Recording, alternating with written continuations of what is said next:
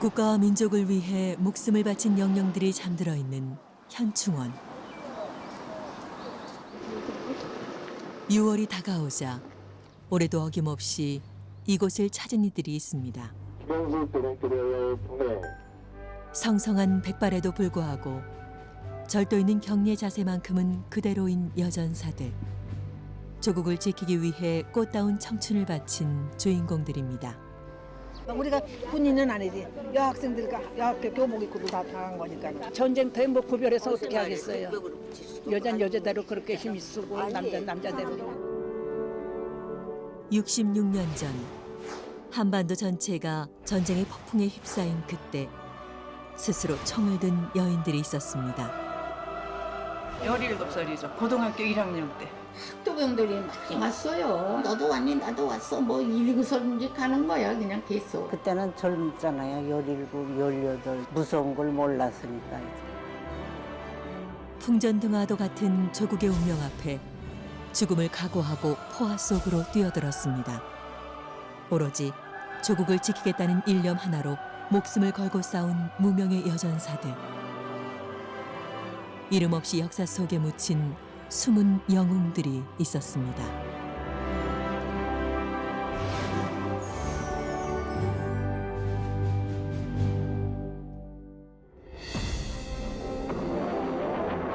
(1950년 6월 25일) 새벽 북한군은 38선 전역에서 기습적인 공격을 시작했습니다.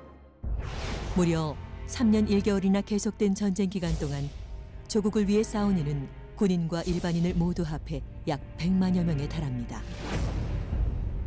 그중에서도 여성 참전자는 정확하게 밝혀진 것만 2,300여 명. 특히 군번도 계급도 없이 전장에 나선 여성들도 600여 명에 이릅니다.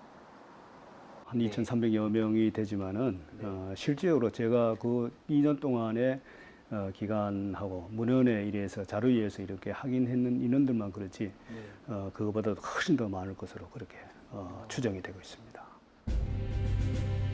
조국을 위해 전장에 뛰어들었지만 역사 속에 묻혀버린 여전사들. 그녀들의 숨은 이야기에는 6.25 전쟁의 또 다른 역사가 담겨 있습니다. 그날로부터 66년이 흐른 서울 한복판. 고려대 학군단 후보생들의 힘찬 기합 소리가 산을 가득 메우고 있습니다. 남자들도 힘들어하는 산악구보를 씩씩하게 완수해내는 여자 후보생.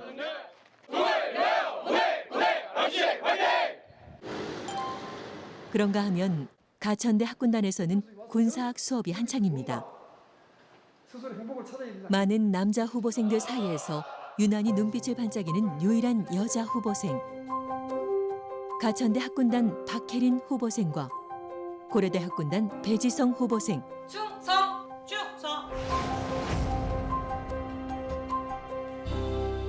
소위로 임관했을 때 제가 과연 소대원들을 잘 이끌 수 있을까라는 의구심을 갖고 있었었는데 그럴 때 느꼈던 여군으로서의 자존감이라던가 고민들을 조금은 해결해 줄 수 있는 그런 계기가 되었던 것 같습니다. 올여름 아주 뜻깊은 여정을 떠나기로 한 두 사람이 가장 먼저 찾은 곳은 강원도 춘천입니다. 6.25 전쟁 시작 후 국군이 처음으로 승리한 전투인 춘천 대첩. 개전 초 파죽지세로 남아하던 북한의 기세를 꺾어버린 대승의 순간이 생생하게 재현돼 있습니다. 이번 기념탑이 또 따로 있네? 응. 근데 여기도 마찬가지로 동상들 표정이 되게 비장해. 자세도 그러고. 1950년 6월 25일부터 27일까지 사흘간의 혈투에서는 학생들도 큰 몫을 했습니다. 북한군의 남침 소식에 달려온 어린 학생들은 한치의 망설임 없이 전장에 뛰어들었습니다. 대단한 용기가 있어야지 참전을 할 것 같아요. 평범한 학생들이 진짜 비범한 희생으로 인해서 저희가 있는 거잖아요. 그래서 저는 제가 만약에 고등학생이었다면 과연 참전을 할 수 있었을까라는 생각입니다. 6.25 참전 학도병 기념탑에는 춘천 출신 학생 용사들의 이름이 하나하나 새겨져 있습니다. 춘천 사범학교 출신 한 명이랑 춘천 고등학교 여학교. 여기 있네. 5분. 총 509명 중 유난히 눈에 띄는 이름, 바로 춘천여고 학생들입니다. 여고생들이면 고등학생들이 17, 18, 19이니까. 근데 진짜 많다, 그지? 이름의 주인은 과연 누구일까? 궁금증을 안고 도착한 곳은 60여 년 전 그녀들이 다닌 학교 춘천여고입니다. 1934년에 개교한 춘천여고는 강원도 여성들의 교육을 위해 최초로 세워진 일반계 공립고등학교로 80여 년의 역사를 자랑합니다. 34년. 학교에 남아있는 사진 속 학생들의 모습은 참혹한 전쟁터와는 거리가 먼 앳된 모습의 소녀들입니다. 이게 졸업대장입니다. 저희가 한번 찾아볼 수 있을까요? 앞에 거 먼저 봐볼까? 그러나 3년여간 이 땅에서 계속된 전쟁의 화마는 많은 기록들을 없애버렸습니다. 여기 14에 여기에 있을 것 같으네요. 50년도에 전쟁이라면서 그 피난을 갖고 52년도에 천막교실로 개교를 다시 했습니다. 피난 기간에 아마 보관물이 다 불탔거나 분실된 걸로 생각을 합니다. 그런 거 같아. 아니 따로 있네. 춘천여고 1학년 유흥래 씨 등 4명의 여학생은 7사단 정훈공작대에 배치돼 북진하는 국군을 따라 압록강 인근 초산까지 진격. 그토록 궁금했던 주인공을 드디어 만나는 순간 66년 전 군번도 없이 포화 속으로 뛰어들었던 갈래머리 여고생과 대한민국 여군의 미래가 만났습니다. 아주 이쁜 사람들이네. 앉아요. 선배님 저희가 방송 선배님이시니까 네. 정식으로 인사 한번 드리겠습니다. 선배님께 대하여 경례 축서. 바로 안녕하십니까. 참전 당시 할머니의 나이는 겨우 17살. 인천 상륙작전이 성공하면서 전세가 역전. 우리 군은 북한군에게 점령당했던 서울을 탈환했고 할머니는 북진하던 제7사단을 따라 전선에 나서게 된 것입니다.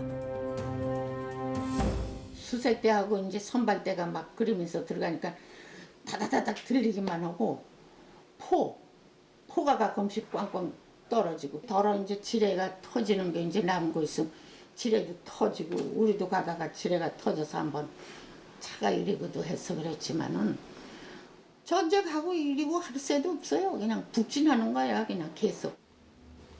여기 양덕, 덕천, 희천, 개천, 굴모로 뭐 이렇게 파죽지세로 압록강까지 진격했을 때만 해도 전쟁은 곧 끝날 것만 같았습니다. 그러나 갑작스런 중공군의 공세에 밀려 우리 군은 후퇴를 거듭해야 했습니다. 포위를 뚫고 겨우 탈출한 할머니는 한 달을 걸어서야 고향으로 돌아올 수 있었습니다. 다시 내려가시죠. 그럼요. 내려올 적에는 뭐 소로로 숨다시피 해서 나오는 거니까 비행기만 떴다면은 그냥 그 옥수수 때 이렇게 해놓은 거 있잖아요. 그 안에 들어가 숨고 막 눈을 퍼붓고 막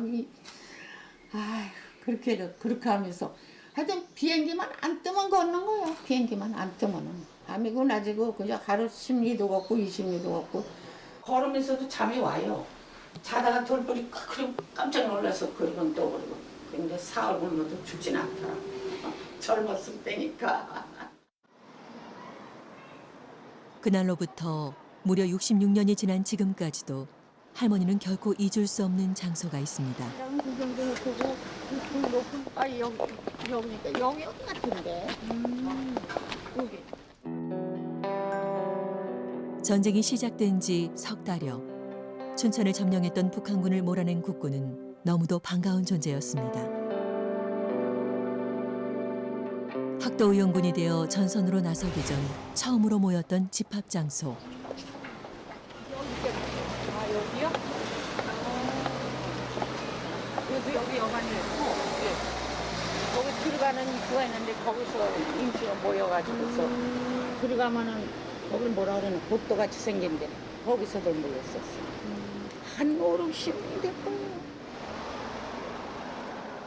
오직 조국을 위해 나섰던 길. 함께 출발했던 춘천여고 친구 중 2명은 결국 집으로 돌아오지 못했습니다. 군번이 뭔 군번이에요. 그냥 그 805칠 부대라는 것만 알지. 학생들 군번 없어요. 군복도 안 입었었고. 위기의 국가는 어린 학생들의 도움마저 필요로 했습니다. 6.25 전쟁 당시 참전한 학도 의용군은 약 2만 7천여 명. 후방이나 수복 지역에서 선무활동 및 공작활동을 펼친 이들까지 합하면 20만 명에 달합니다. 그중 여자 학도 의용군은 지금까지 밝혀진 것만 200여 명에 이릅니다. 그녀들은 방송요원으로 활동하고 보상병들을 간호하며 때로는 총을 잡기도 했습니다. 당시 목숨을 걸고 함께 싸운 전우들은 여자 학도 의용군에 대해 생생하게 기억하고 있습니다. 요거의 학도병 때 사진이에요, 요거에.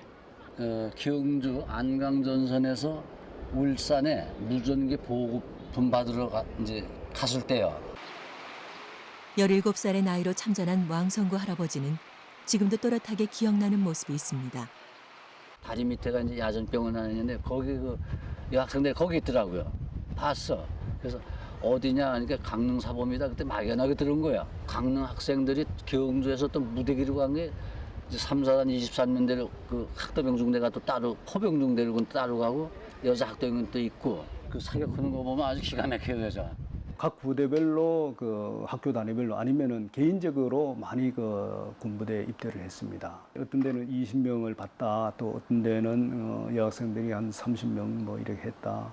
또 군부대 군병원에서는 한 5, 60명을 학생들이 와가지고 지원을 하는 것을 봤다. 이러한 그 이야기는 많은데 정확하게 통계를 낸다든가 집계하기는 상당히 곤란했었습니다. 뚜렷한 기록이 없어서 흉이라도 될까 두려워 알리지 않고 알려지지 않았던 여성 학도 의용군. 강원 서부 보훈지청에서는 이런 숨은 영웅들을 찾아내고 또 알리는 일을 해오고 있습니다. 네. 그러면 이제 좀 이따가 잠시 뒤에 뵙도록 하겠습니다. 현재까지 확인된 춘천여고 출신 학도 의용군은 총 9명. 군인들에 비해서 참전을 하셨다는 기록이 상대적으로 많이 적다 보니까 스스로 이제 자기가 학도병을 참전했다고 나서지 않는 이상 그 찾기가 상당히 어려운데요. 같이 참전하셨던 분들이나 또는 그 참전 사실을 알고 계신 분들의 증언을 통해서 이렇게 등록이 되는 경우가 종종 있어가지고요. 무엇보다 어려우면서도 또 가장 중요한 일은 정식 군인이 아니었던 할머니들의 참전 사실을 증명하는 것입니다. 이를 위해 당사자를 직접 만나 증언을 듣는 것이 필수입니다. 아유, 어서 오세요. 최근에 확인된 또 한 명의 학도 의용군. 남편 병간호에 연염이 없는 정기숙 할머니는 유흥의 할머니와 춘천여고 동기생입니다. 이 자료는 그때 이제 같이 참조하셨던 유흥의 선생님께서 어떻게 66년의 세월을 거슬러 써드린 거거든요. 17 소녀 시절의 기억을 더듬어 봅니다. 선생님이 운동장으로 다 집합하라고 했어요. 네. 그래 운동장에 나갔더니 군부대에 있는 분이 한 2분인가 방에 들어갔는데 고구마. 노래 잘하기로 유명했던 춘천여고 1학년 소녀는 제7사단과 함께 북진하며 정훈공작대에서 활동했습니다. 그 6.25 사변 겪어본 사람들은 그걸 느낄 거예요. 그 6.25 사변이 얼마나 비참했고 무서웠는지 몰라요. 네. 그러다가 이제 우리 국군이 수복하니까 얼마나 좋은지 기뻐가지고 그냥 그런 거 아란 것 없이 그냥 참전한 거예요. 포화 속에 송두리째 몸을 내던진 젊은 그들. 남녀가 따로일 수 없었습니다. 그때 당시에 사회 통념상으로 여성이 사회 활동을 한다는 건 50년이니까 거의 있을 수 없는 일이었고 더더군다나 군의 여성이 같이 참여해서 남자들하고 어깨를 겨루고 활동했다라는 것은 굉장히 획기적인 그런 개념이었거든요. 전쟁은 많은 이들의 삶을 180도 바꿔놓았습니다. 그저 농사 지으며 평범하게 살던 마을 청년들도 고향 땅을 지키고자 유격대란 이름 아래 총을 들었습니다. 군번도 계급도 없는 비정규 비밀부대. 총탄이 빗발치는 전장에서 함께했던 백발의 노병들이 한자리에 모였습니다. 일사 후퇴 때 후퇴하면서 이 치안하던 사람들이 전부 섬으로 피난오면서 이 9월 부대가 조직이 됐어요. 옛날 싸우던 과거를 회상하면서 우리가 이렇게 즐겁게 지내고 있습니다. 네. 황해도 운일군에 자리 잡은 9월산을 중심으로 맹위를 떨쳤던 9월 부대. 지역 주민들이 자발적으로 모인 민간 자생 유격대로 2,500여 명에 달했던 부대원들 중에는 여성 유격대원도 상당수 존재했습니다. 제대로 된 군사훈련 한 번 받지 못했던 이들은 변변한 무기 지원은커녕 식량 보급조차 없는 상황에서도 무기까지 직접 조달해가며 게릴라전을 펼치고 북한군과 싸웠습니다. 그때 상황에는 어디서 뭐 원주 받았게 뭐서 유엔군들한테 조금씩 원주 받아가지고 하는데 탄알도 모자라가지고 죽는 사람도 많고 그리고 그때 상황에는 우리가 뭐 입대하라서 전시라 입대해나와서 그냥 입대했는데 여기 육군들은 뭐 입대해가지고 저기 훈련도 하고 하잖아요. 우리는 훈련도 못 받고 그냥 나가지고 그냥 가서 싸맨 거예요. 뭐 별 그때 상황에는 막 한 거요. 부상당한 사람 어찌도 가지고 말도 못했어요. 말도 못. 여기 있죠. 그때 전투에서 후퇴하면서 이거 입었어요. 탄알 빼니까는 카빙총이야. 그 치열했던 전투 속 참혹했던 기억들조차 함께했기에 든든했던 전우들.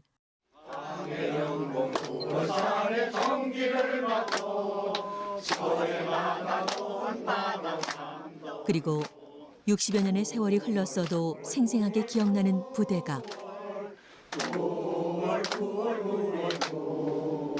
이들에게 6.25 전쟁은 결코 잊혀지지 않는 기억입니다.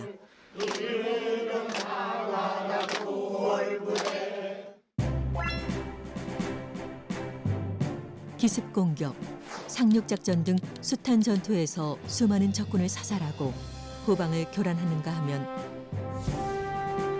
적재 침투에 군사정보를 빼내는 등 혁혁한 전과를 세운 9월 부대. 중요한 작전마다 빠지지 않고 등장하는 이름이 있습니다. 유격대의 핵심 지휘부로 남자들과 어깨를 나란히 하고 있는 여성대원 이정숙. 밤새도록 잠을 못 자서 그러니까 편안하게 잠을 잤어요. 유관방으로 들어오더니 그냥 발길들이 하면서 이놈의 새끼들 너희 선배들 대원들은 죽느라고 전쟁하는데 따라 나오라고. 당신 몸 안에 끼고 대원들한테 이것저것 다 하는데 역시 장군은 장군이구나. 여대장님이 참 용감했어요. 아주 전진하는 데는 1등이야 1등. 9월산 여장군이란 별칭으로 더 유명한 이정숙. 어머니 여기 계십니다. 전투가 벌어질 때면 언제나 최선봉에 섰다는 그녀.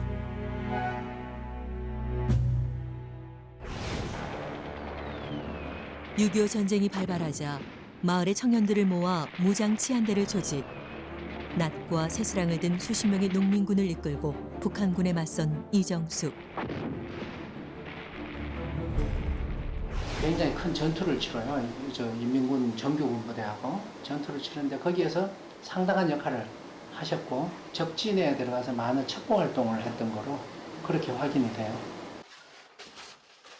전쟁 기간 내내 계속된 이정숙의 이러한 활약상은 이게 제 아버님이 김종벽 대위가 직접 남긴 전투 기록에 고스란히 담겨 있습니다. 이름 없는 성자들이라 그래가지고 이렇게 했다가 이사하게 됐는데 16. 또한 전장에서 함께 목숨을 걸고 싸웠던 전우들의 생생한 목소리도 그녀를 증언하고 있습니다. 여성 유격대원의 상징이 된 이정숙 여대장. 받고 여대장 이정숙과 함께 그녀는 9월 부대를 지탱한 중요한 버팀목이었습니다. 아무리 여장군이지만 하나의 생명체인데 내가 죽는 거를 왜 두려워하지 않았겠습니까? 우리 군이 밀린다. 뒤에서 공포탄 빵빵 쏘면서 후퇴하면 내가 쏜다. 다 죽자. 그게 그 전투 승리를 이끌었고 또 어린 소년명 같은 게 숨은 거가 넘어 그거 부러워까지 울면서 그래요. 조국을 위해 그녀는 여자이기보다 전사이기를 선택했는지 모릅니다.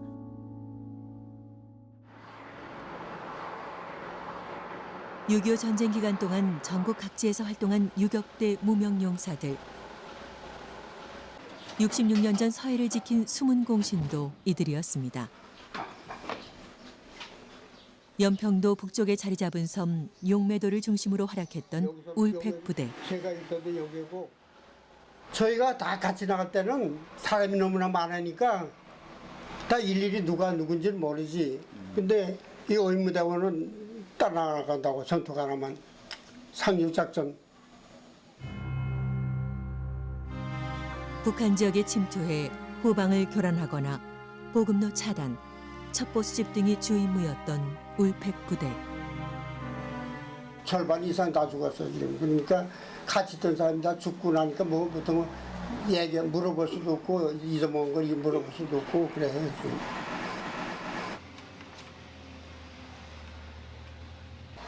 전 댕겨놓고 이거 명단이가 있나? 여기 이명숙이. 아 여기 이렇게 의무대장하고 의무대원으로 해서. 아 지금 살아있다고. 어디 살아 계세요? 그 여기서 얼마 멀지 않다니까. 6.25 전쟁 당시 600여 명에 이르렀던 부대원 중에는 특히 전투 현장, 말 그대로 사선에서 활약한 여성 대원들도 있습니다. 어서 오세요. 네, 어서 오세요. 네. 1951년 19살의 나이로 울팩 부대원이 된 이명숙 할머니. 혈압이 높아가지고 아침 저녁으로 혈압약하고 다 섞어서 먹으러. 양호교사로 근무하던 할머니는 의무대원으로서 총탄이 빗발치는 전장을 누볐습니다. 하루 종일 짱만 찾아다니죠. 징통으로 맞은 사람이 그냥 사람이 갈기갈기 다 찢어진 거예요. 그런데 내가 다 포가 묻었으니까 내가 가서 그 시체를 다 손으로 주워서 한 대다 모은 거예요. 이 사람은 이 사람대로 묻어줘야지 되니까 누군지도 모르잖아. 그런데 그의 가족이 찾으면은 다행히 그 가족 그렇게 된 사람을 어디로 갖고 다니냐고. 못 갖고 다니지. 당시 여성 유격대원들의 주된 역할 중 하나였던 의무대원. 삶과 죽음이 오가는 생사의 기로에서 꽃다운 청춘을 바쳤던 기억은 60여 년이 흐른 지금도 생생하기만 합니다. 자꾸 쫓아오면 총을 쏘니까 끌고 다니다가 너무 출혈을 해가지고 죽지 않아. 내가 항생제 주사 놔주고 다 그랬는데 그 사람 살아있어요 지금은. 그런데 그때 뭐 그 환경이라는 걸 뭐 이루 다 나는 살려야 된다는 게 의무잖아요. 여성 유격대원들의 활약 중 빼놓을 수 없는 것이 바로 첩보활동. 심한 검문 검색을 받는 남자들에 비해 적진 침투가 용이했던 여학생이나 젊은 여성들은 적 지역에 생사를 걸고 들어가 군사 정보를 수집함으로써 큰 전공을 세웠습니다. 조국을 위해 함께 싸우던 전우들이 묻혀있는 북녘 땅은 바로 눈앞에 있건만 60여 년이 지나도 갈 수 없는 곳이 되어버렸습니다. 아니 이렇게 다 보이는데 왜 못 갈까 그래. 이렇게 다 보이는데 왜 못 가. 우리 아버지도 내가 할머니들에게 6.25 전쟁은 잊을 수 없는 아픔입니다. 고등학교 때 배웠던 거는 그냥 이론적인 걸로 배워서 그냥 뭐 북한이 남침을 했구나 라고만 알고 있었는데 지금 이렇게 할머님들 얘기를 들어보고 이제 후보생으로서 생각을 해보니까 정말 비극적이고 참혹했던 전쟁이었다라고 생각했습니다.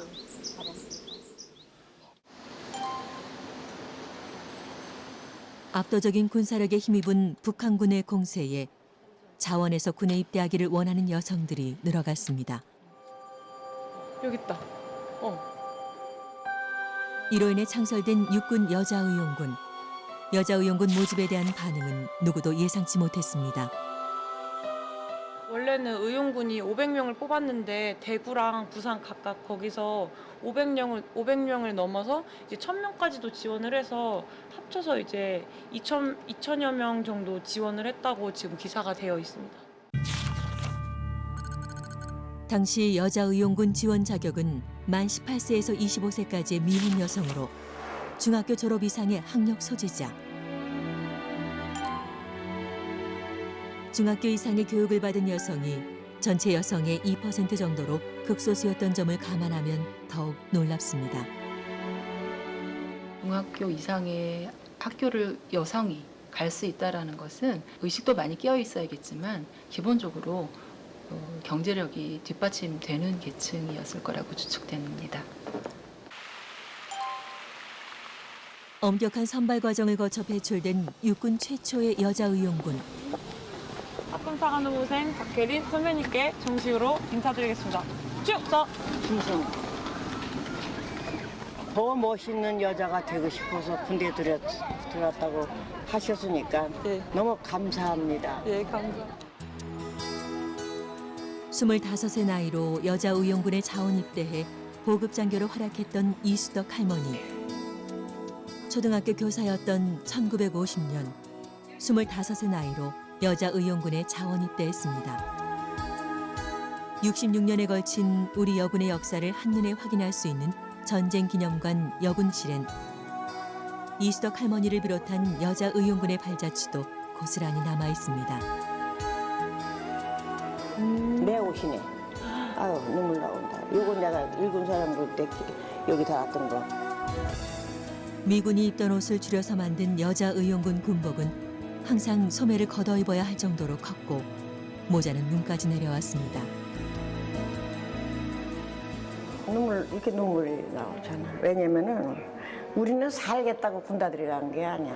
나라가 망하는데 우리도 같이 죽자 이런 마음으로 우리 일기생은 그런 마음으로 들어간 거예요. 다른 사람 모르겠어. 우리는 그러고 앉아서 위서 다 써놓고 언제 어디서 부르면은 그냥 목숨 걸고 나가기로. 우리 일기대는 다 위서 써놓고 있었어요. 1950년 9월 제1기 여자의용군 491명을 시작으로 전쟁이 끝날 때까지 총 4기에 걸쳐 배출된 여자의용군은 모두 1,058명. 이들은 정식으로 군번을 부여받은 군인으로서 정훈부대는 물론 첩보부대, 보급부대 등 곳곳에서 맹활약을 했습니다.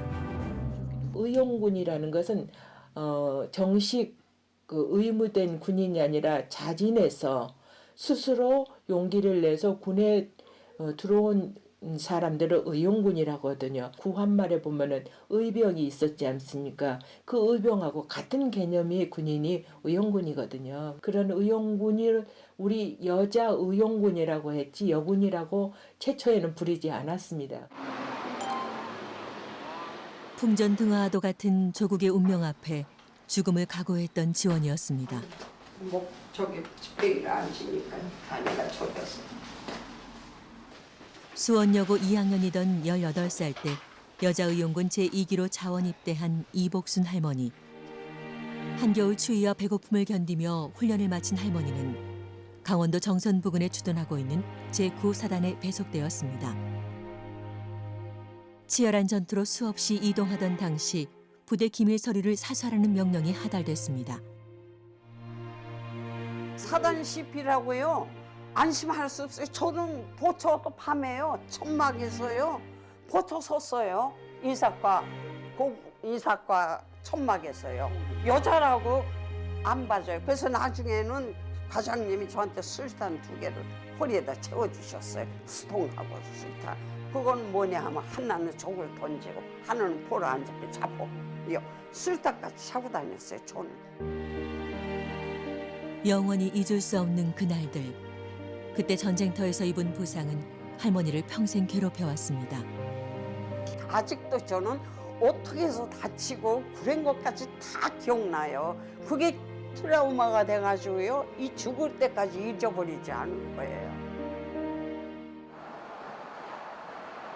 휘몰아치는 시대의 아픔을 감내해야 했던 시간들. 그 시간을 함께한 사람들이 있습니다.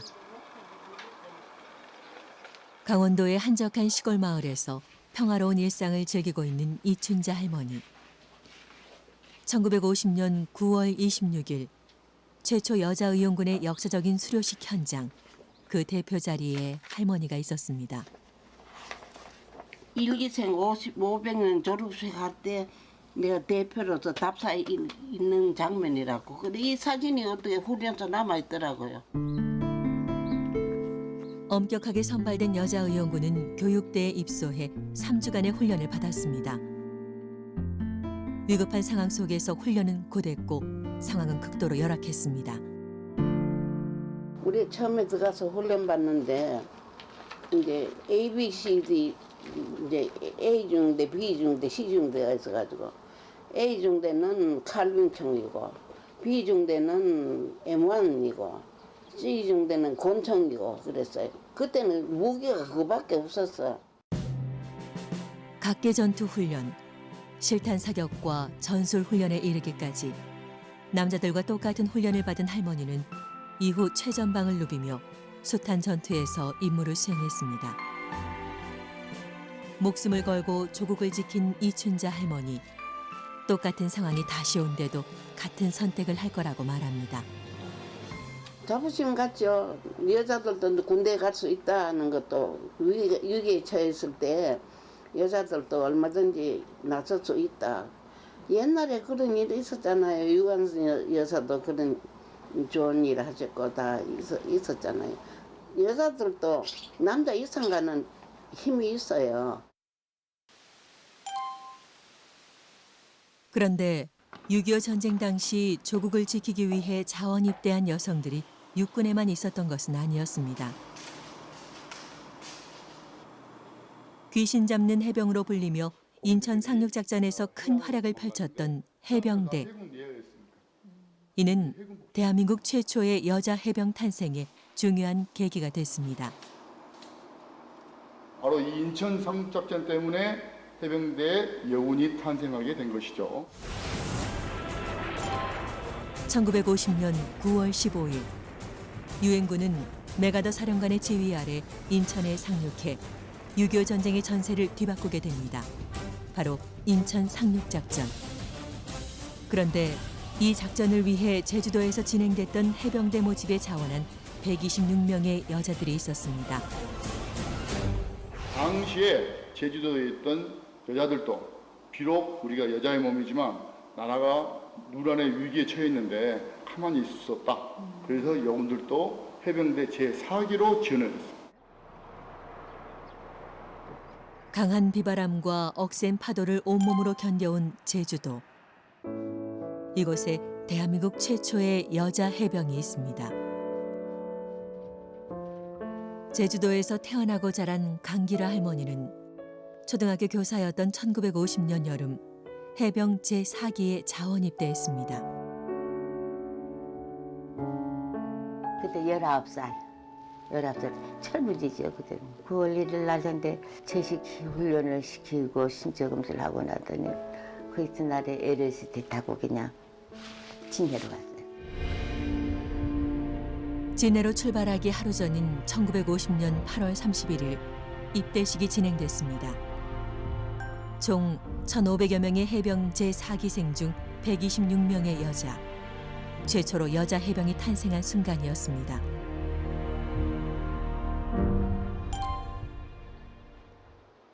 그 놀라운 현장에 이 네 사람은 함께 있었습니다. 압도적인 군사력으로 밀고 내려온 북한군이 불과 한 달 만에 제주도와 경상도 일부를 제외한 남한 대부분을 장악했던 당시 어린 여중생부터 미혼 여교사, 육지에서 제주도로 피난온 젊은 여성에 이르기까지 조국을 위한 마음 앞에 나이도 신분도 없었습니다. 국민으로서의 이력을 좀 담당하기 위해서 그때 그렇게 갔었구나. 참 그때 상황에서는 그런 생각 안 해본 사람이 없을 거예요. 거의 다 우리 국민이면. 6.25 전쟁에 참전한 제주 출신 용사들을 기리는 기념탑. 이 강길라. 아, 강길라 어머니. 고순덕여기. 고순덕이. 여기에는 대한민국 최초의 여자 해병인 할머니들의 이름도 함께 새겨져 있습니다. 맨 처음 16 동작부터 배웠어요. 배우고 총 나눠줘서 총 이게 사람보다 더 긴 거요. 그냥 끄으니까는 앞에 총하고 후보하고 또 수기 배웠고 또 수기뿐이 아니라 분대 사람 다치면은 그 분대를 이 머리까지 다 싸매고 들고 가는 것까지 다 배웠어요. 이게 원래 이렇게 멋있는 사진이 아니에요. 바로 요거예요, 요거. 여기 보세요. 126년. 진해의 해군 신병교육대에 도착하자마자 약 6주간의 훈련을 받은 여자 해병 126명은 신병교육 도중 모두 정식으로 군번을 부여받았습니다. 이 정량에도 주고. 정말 어려 보이네요. 홍정에도 주고. 그럼요, 16살인데. 기가 막히죠. 그때는 어렸으니까. 또 군대라는 게 마음대로 오고 싶어서 오고 가고 싶어서 가는 게 아니잖아요. 오는 것도 보내주니까 오는 거고 안 그래요. 명령대로 한 거죠.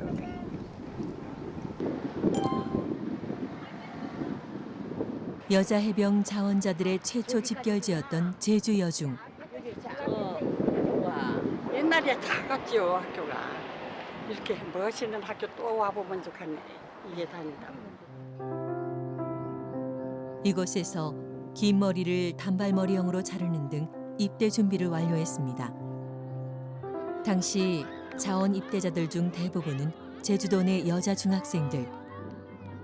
해맑게 운동장을 뛰어노는 이 소녀들과 같은 나이에 할머니들은 학교 대신 전쟁터로 나섰던 것입니다. 지금 우리나라가 지금 어렵게 됐다. 목포까지 인민군들이 쳐들어왔다고 한다. 전방 후방이 없다. 전쟁이 무서운지 뭔지 모르면서도 그럼 우리 나가야 될 거 아니? 그때는 군복을 입지 않았었어요. 진해 가서 옷 벗고 집에 싸 보내고 군복 그때부터 아니 할 때부터 이만한 거 쓰고 할 때 LS 탈 때부터 군복도 큰 거 입고 모자 쓰고 그래서 교복 대신 군복으로 갈아입은 어린 소녀들에게는 자기 키만큼이나 큰 소총을 다루는 것이 여간 힘든 일이 아니었습니다. 사춘기 전의 소녀들에겐 감당하기 어려운 고된 훈련과 열악한 환경.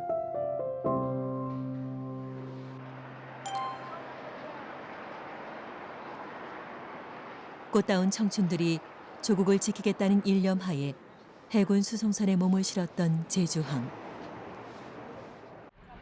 그때 그 어린 소녀들은 어느덧 모두 80이 넘는 나이가 되었습니다. 참혹한 전쟁의 폭풍이 몰아치던 그때도 66년이 흐른 지금도 바다는 여전히 아무 말이 없습니다. 죽는 게 두렵진 않으셨어요? 안 들었어요, 진짜. 그런 생각을 할 여지가 없어. 진짜 참 생각하면 역사가 깊은데 우리가 한편은 행복하고 한편은 불쌍했죠. 그 어린 나이에. 갔다 와보니까 우리들은 대한의 바다의 용사 충무공수 정신 가슴에 품고 태극기 휘날리며 국토 통일에 힘차게 진군하는 단군의 자손 나가자 서북으로 푸른 바다로 조국 건설 위하여 대한해병대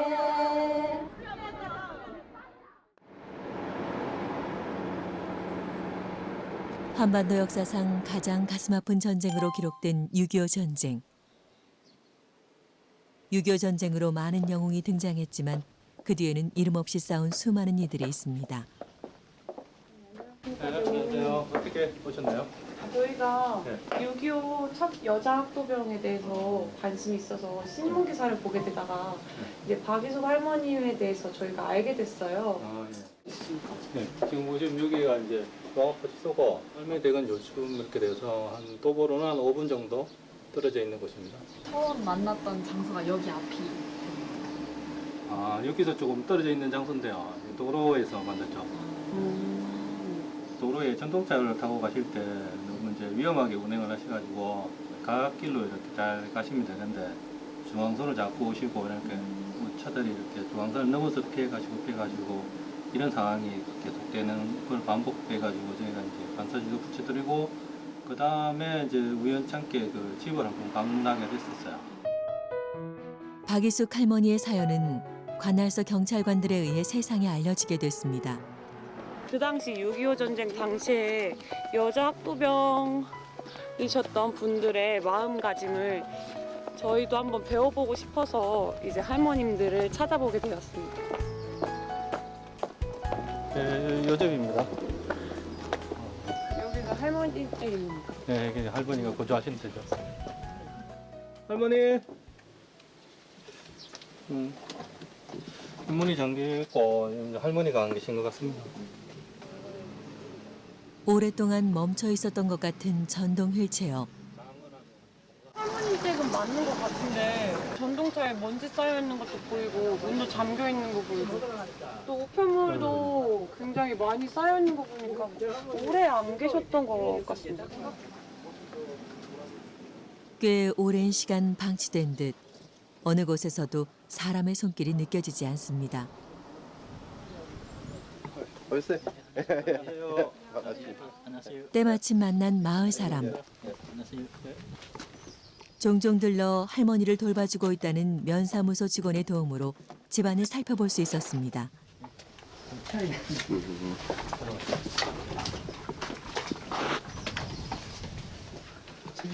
이거를 이게 할머니가 몸이 불편하시니까 줄을 잡고 이제 부엌에 가고. 거동이 불편한 몸으로 가족과 떨어져 혼자 지내고 계시다는 박이숙 할머니. 빈 집안 곳곳에선 할머니의 외롭고 고단한 삶의 흔적이 고스란히 묻어나는 듯합니다. 그런데 집 한쪽에서 발견한 할머니의 사진. 되게 표정이 밝으신 것 같아요. 좀 주변에서 많이 챙겨주시고 이래서 네, 여기에 계실 때만큼은 그래도 좀 덜 외롭게 지내지 않으셨나 생각이 드네요. 중학교 3학년 때 참전한 할머니는 군번도 계급도 없이 박중이라는 별칭으로 불렸다고 합니다. 그 당시 나이로 봐서는 상당히 대전에서 유복하게 그렇게 집안이 괜찮은 집안에서 그래 사시는 것 같은데 전쟁을 치르면서 총상을 입고 어린 나이에 안 좋은 거를 많이 봄으로 인해 가지고 그 전쟁이 끝나고 결혼을 괜찮은 집안에 했는 모양이에요. 그런데 결혼 생활이 순탄하지 못했는 것 같아요. 할머니는 대체 어디에 계신 것일까? 주인을 잃은 전동 휠체어만이 쓸쓸함을 더합니다. 박이숙 할머니에 대해 좀 더 알아보기 위해 국방부를 찾았습니다. 16 어린 나이에 수많은 전투를 겪었다는 할머니. 참전 사실 확인서에는 전투 중 입은 총상에 대한 기록도 남아 있습니다. 5사단이 11월 초에 철수를 하고 나니까 이 지역에 그 폐잔병을 소탕할 부대가 없었는데 12월 초 연말까지 이분이 작전을 했었는데 11사단이 그 부분이 이제 일치가 돼서 무장 해제시켜라라고 지시를 합니다. 백호부대 여대장님 관련해서 6.25 전쟁 당시에 그 참전하신 여성분들은 어떤 의미에서 자신이 가지고 있던 모든 그 사회적인 지위라든지 배경이라든지 이런 걸 다 포기하고 참전하셨다고 볼 수 있어요. 수소문 끝에 할머니가 입원해 계시다는 병원을 알아낼 수 있었습니다. 대전에 위치한 한 요양병원. 이곳에서 박이숙 할머니를 만날 수 있을까? 함경. 알겠습니다. 2층으로 올라가시면 감사합니다. 여기 계시는 거 맞죠? 예, 그렇습니다. 네. 어디 계시더래요? 지금 삼병동 303호에 계시더군요. 할머니와 남다른 인연을 맺은 임장호 경위도 함께 동행했습니다. 드디어 찾은 할머니의 병실.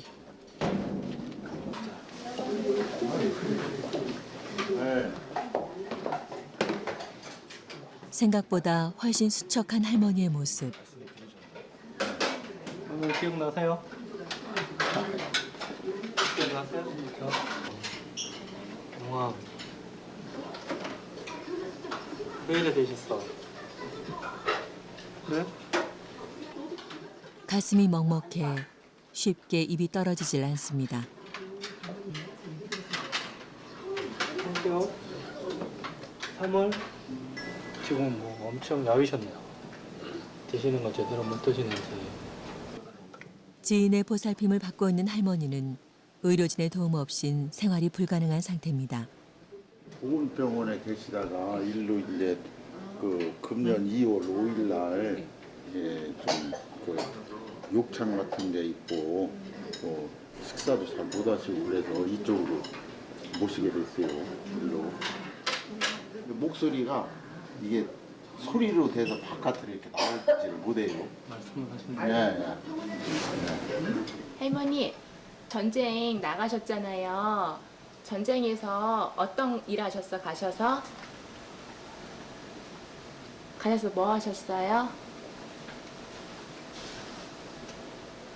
총 쐈어? 총 쏘셨어? 가셔서? 16 어린 나이에 손에 잡아야 했던 총. 오늘 낙동강 전투 얘기도 듣고. 전쟁은 할머니에게 또 다른 아픔을 남겼습니다. 조국을 위해 청춘을 바쳤지만 그 기억조차 사라져가고 있습니다. 그냥 곁에 너무 좋은 분들이 많이 계신 것 같아요. 참 다행이라는 생각이 들어요. 6.25 전쟁. 그 가운데는 우리가 기억하지 못한 숨은 영웅들이 있습니다. 포화 속에 송두리째 몸을 내던진 꽃다운 그녀들이 있습니다. 우리는 이별가를 합장하고 있으니 꽃 같은 우리 청춘 때나 오나 날아오는 저 다날에 맞아 죽어야 오르냐 이내 칼로 내가 찔러 죽어야 오르 38선을 돌파하여 태국길을 날리며 이곳이 우리 청춘 갈 곳이란다.